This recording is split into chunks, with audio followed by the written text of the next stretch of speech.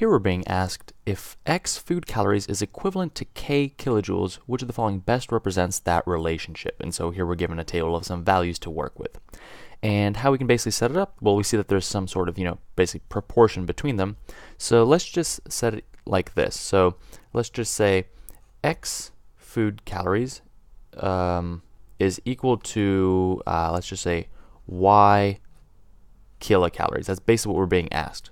So let's just plug in the values. We know that, for example, for protein, so 4 food calories is going to be equal to some constant times K, so that's 16.7. Again, how I'm setting this up is I'm realizing that there's some constant value that sort of, not mediates between the two, but there's some constant value or ratio that relates these two values.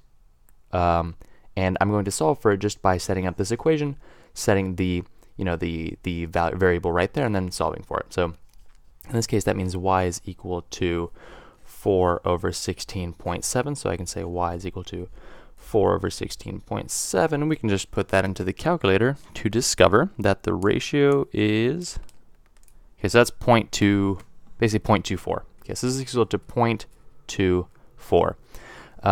Now, do we have a formula that expresses that? Let's see.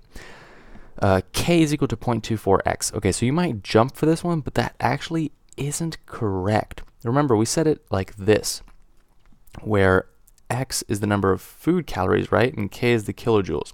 So the way we set it up, it should be x is equal to 0.24K, not this way around. So this is actually incorrect. So the other ones, it's all, not all, but it's 4.2. And so you might be wondering, well, where does the value 4.2 come from? Basically, if you multiply, if you basically move this to the other side, so that this will be basically, if you just rearrange this like this, 0.24 divided by 0.24, let's basically get it to K equals something. So this cancels out, and you have K is equal to x divided by 0.24. That's also not an option, you might say, but yes, that's correct, but watch what we can do. This is basically also equal to K is equal to 1 over 0.24 times x.